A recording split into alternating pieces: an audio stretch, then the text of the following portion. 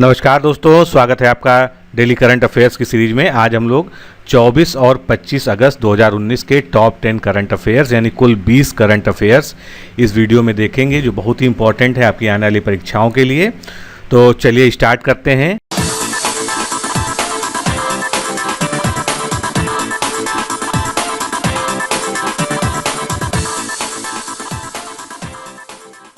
पहला प्रश्न देखते हैं। हाल ही में प्रतिष्ठित पत्रिका फोर्ब्स के द्वारा दुनिया के सबसे ज़्यादा 10 कमाई करने वाले अभिनेताओं की एक सूची जारी की गई है। इस सूची में भारत के किस अभिनेता को चौथा स्थान प्राप्त हुआ है? तो वर्ल्ड लेवल पर जो है भारत के अक्षय कुमार को चौथा स्थान प्राप्त हुआ है। प्रतिष्ठित फोर्ब्स पत्रिका ने दुनिया के सर्वाधिक 10 कमाई करने वाले अभिनेताओं की सूची जारी की है और अक्षय कुमार इसमें चौथे पायदान पर हैं। इनकी कुल कमाई जून 18 से जून 20 के बीच में 2019 के बीच में 6.5 करोड़ डॉलर आकी गई है। और इस सूची में सबसे पहले नंबर पे हैं जॉनसन, दूसरे नंबर पर क्रिस हेम्सवर्थ और तीसरे नंबर पर रॉबर्ट डाउनी जूनियर। अगला प्रश्न देखते हैं। हाल ही में चीन के चेंगडू में संपन्न हुए world police and fire games में भारत के किस पुलिस बल ने 10 पदक जीते हैं? तो भारत के जो है CISF द्वारा जो है 10 पदक इस प्रतियोगिता में जीते गए हैं। CISF ने चीन के चेंगडू में world police and fire games में 10 पदक जीते हैं। इसमें 5 स्वर्ण पदक, 3 रजत पदक तथा 2 कांस्य पदक शामिल हैं। World police and fire games एक वैश्विक खेल स्पर्धा है। इसका आयोजन प्रत्येक 2 वर्ष बाद किया जाता है। इस इवेंट में 70 से अधिक देशों के एथलीट्स 60 इवेंट्स में हिस्सा लेते हैं।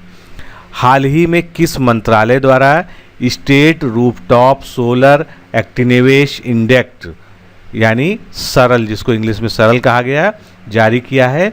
तो ये इंडेक्स जो है केंद्रीय ऊर्जा मंत्रालय के द्वारा जारी किया गया है।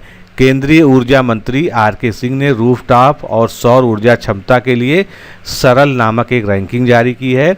इस रैंकिंग में पहले स्थान पर कौन है? कर्नाटक। ये इंपॉर्टेंट है। इसके बाद तेलंगाना, गुजरात और आंध्र प्रदेश का स्थान है, यानी टॉप पर कौन है? कर्नाटका। इस रैंकिंग को नई दिल्ली में review planning and monitoring meeting with states and state power utilities में जारी किया गया या लॉन्च किया गया। अगला सरल जो है इसका फुल फॉर्म क्या है? State rooftop solar activeness index. इस प्रकार का ये पहला सूचकांक है जिसके द्वारा रूफटॉप और सौर ऊर्जा को बढ़ावा देने के लिए सौंपे गए प्रयासों के आधार पर राज्यों का मूल्यांकन किया जाएगा। अगला प्रश्न। हाल ही में BCCI ने किसे 5 वर्ष के लिए टाइटल स्पॉन्सरशिप का अधिकार दे दिया है?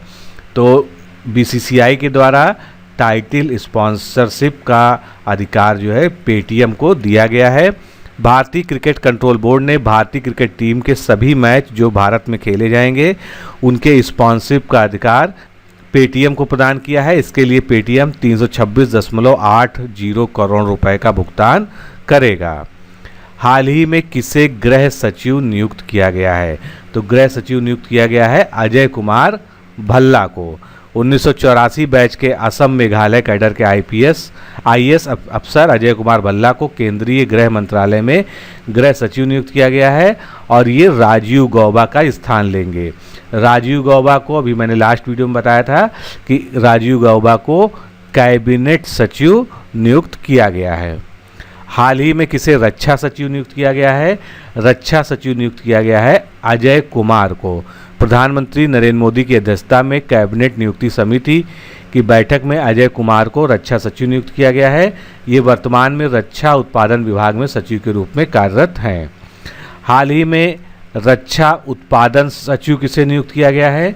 तो रक्षा उत्पादन सचिव के रूप में सुभाष चंद्र को नियुक्त किया गया है।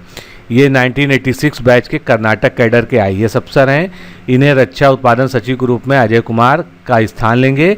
वर्तमान में ये केंद्रीय रक्षा मंत्रालय में विशेष सचिव के रूप में कार्यरत थे। अब अगला प्रश्न। हाल ही में किसे लोकपाल के सचिव के रूप में नियुक्त किया गया है? तो लोकपाल का सचिव बनाया गया है ब्रिज कुमार अग्रवाल को। ब्रिज कुमार अग्रवाल 1985 बैच के हिमाचल प्रदेश कैडर के IAS अफसर हैं। इन्हें लोकपाल का सचिव नियुक्त किया गया है। हाल ही में किस मंत्रालय ने महासागरीय ऊर्जा को अक्षय ऊर्जा घोषित करने के प्रस्ताव को मंजूरी दी है? तो महासागरीय ऊर्जा को अक्षय ऊर्जा घोषित करने के प्रस्ताव की मंजूरी केंद्रीय नवीन एवं नवीकरणीय ऊर्जा मंत्रालय द्वारा दी गई है। अब महासागरीय ऊर्जा के विभिन्न रूपों जैसे ज्वारीय ऊर्जा, तरंग ऊर्जा, थर्मल ऊर्जा आदि से उत्पादित ऊर्जा को नवीकरणीय ऊर्जा माना जाएगा। हाल ही में किसने पेयजल में मौजूद माइक्रोप्लास्टिक, बहुत चर्चा में था ये भी, माइक्रोप्लास्टिक के कारण मानव स्वास्थ्य पर होने वाले प्रभावों के संबंध में एक रिपोर्ट जारी की है? तो ये माइक्रोप्लास्टिक पर रिपोर्ट जारी की है WHO यानी विश्व स्वास्थ्य संगठन ने पेयजल में मौजूद माइक्रोप्लास्टिक के कारण मानव स्वास्थ्य पर होने वाले प्रभावों के संबंध में रिपोर्ट जारी की है। इस रिपोर्ट के अनुसार पेयजल एवं माइक्रोप्लास्टिक का वर्तमान स्तर मानव स्वास्थ्य के लिए हानिकारक नहीं, परंतु भविष्य में इसके संभावित खतरों पर और अधिक अनुसंधान यानी रिसर्च करने की आवश्यकता है। अगला प्रश्न, हाल ही में संयुक्त राष्ट्र एशिया प्रशांत सामाजिक एजेंसी द्वारा की रिपोर्ट के अनुसार तकनीकी नवाचार जैसे बिग डेटा के प्रयोग से किस प्रांत में आपदाओं को बेहतर पूर्वानुमान लगाने और इनके प्रभाव को कम करने में मदद मिलेगी? तो ये क्षेत्र कौन सा है? चीन प्रशांत क्षेत्र। रिपोर्ट के अनुसार बिग डेटा के उपयोग से जोखिम में फंसे लोगों की पहचान करने और उनका पता लगाया, आपदा से पूर्व लोगों को चेतावनी जारी करने और आपदा के बाद तुरंत राहत कार्य जारी करने में इससे सहायता मिलेगी। अगला प्रश्न, हाल ही में किस बैंक को पहली बार Japan credit rating agency limited के द्वारा AAA यानी AAA रेटिंग प्रदान की गई है? तो AAA रेटिंग मिली है न्यू डेवलपमेंट बैंक को। न्यू डेवलपमेंट पहली बार Japan credit rating agency limited द्वारा AAA रेटिंग प्रदान की गई है। इसे AAA रेटिंग किसी भी संस्थान के डिफ़ॉल्ट होने की न्यूनतम संभावना को व्यक्त करता है, डिफ़ॉल्टर होने की। इस प्रकार की रेटिंग से NDB यानी न्यू डेवलपमेंट बैंक में निवेश को लेकर निवेशकों का सकारात्मक माहौल पैदा होगा।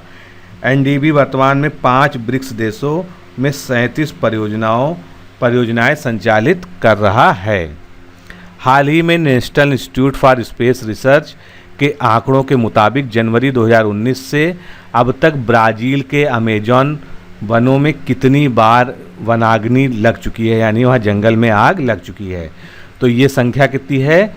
74,155 बार जो है वहाँ पर अब तक आग लग चुकी है, जो कि बहुत ही इस समय भयावह स्थिति में है। अमेजन वन आग लगने की घटना बीते वर्ष 2018 से कुल 85% तक बढ़ गई, यानी वहाँ पर जो वन में आग लगने के हादसे हैं उनकी दर जो है 85% तक बढ़ गई है। हाल ही में वैश्विक या घरेलू कारकों के परिणामस्वरूप रुपया अपने किस स्तर को पार करते हुए विगत 8 महीने के सबसे निचले पायदान पर या निचले स्तर पर पहुंच गया है? तो रुपया जो है 72 रुपये के निचले स्तर को पार कर गया है। हाल ही में वैश्विक या घरेलू कारकों के परिणामस्वरूप रुपया 72 रुपये के स्तर को पार करते हुए विगत 8 महीनों के सबसे निचले स्तर तक पहुंच गया है। रुपये में गिरावट का सबसे प्रमुख कारण चीन की मुद्रा युआन में हुए अचानक मूल्य ह्रास को माना जा रहा है। किस मंत्रालय द्वारा भारत क्राफ्ट पोर्टल सरकार ई-कॉमर्स मार्केटिंग प्लेटफॉर्म लॉन्च किया जाएगा? तो ई-कॉमर्स मार्केटिंग प्लेटफॉर्म जिसका नाम क्या है? भारत क्राफ्ट पोर्टल, इसको लॉन्च किया जाएगा सूक्ष्म लघु व उद्यम मंत्रालय द्वारा। हाल ही में सूक्ष्म लघु मध्यम उद्योग मंत्रालय के द्वारा भारत क्राफ्ट पोर्टल लॉन्च किया जाएगा। ये ई-कॉमर्स मार्केटिंग प्लेटफॉर्म का स्वदेशी संस्करण है। इसका निर्माण अलीबाबा और अमेजॉन की तर्ज पर किया जा रहा है। अगला प्रश्न, हाल ही में the diary of Manu Gandhi पुस्तक को कहाँ लॉन्च किया गया? तो the diary of Manu Gandhi जो चर्चित पुस्तक है इसको दिल्ली में लॉन्च किया गया। केंद्रीय मंत्री प्रहलाद सिंह पटेल ने नई दिल्ली में the diary of Manu Gandhi 1943-44 पुस्तक को लॉन्च किया गया। इस पुस्तक को भारतीय राष्ट्रीय अभिलेखागार द्वारा ऑक्सफोर्ड यूनिवर्सिटी प्रेस के साथ मिलकर लॉन्च किया गया है। इस पुस्तक को वास्तविक रूप से गुजराती में लिखा गया था तथा इसका अनुवाद त्रिदीप सुहृदय के द्वारा किया गया है। इसमें मनु गांधी तथा महात्मा गांधी के जीवन का वर्णन है। हाल ही में किस देश ने बाबर 373 हवाई सुरक्षा प्रणाली का अनावरण किया है? तो बाबर 373 हवाई सुरक्षा प्रणाली का अनावरण जो है किया गया है ईरान के द्वारा। ईरान ने स्वदेशी रूप से निर्मित हवाई सुरक्षा प्रणाली बाबर 373 का अनावरण किया। यह अनावरण ईरान के राष्ट्रीय रक्षा उद्योग दिवस के अवसर पर किया गया।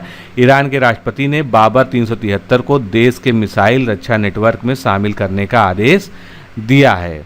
हाल ही में लाइट स्पोर्ट्स एयरक्राफ्ट के द्वारा अकेले अटलांटिक तथा प्रशांत महासागर को पार करने वाली प्रथम भारतीय महिला कौन बन गई हैं?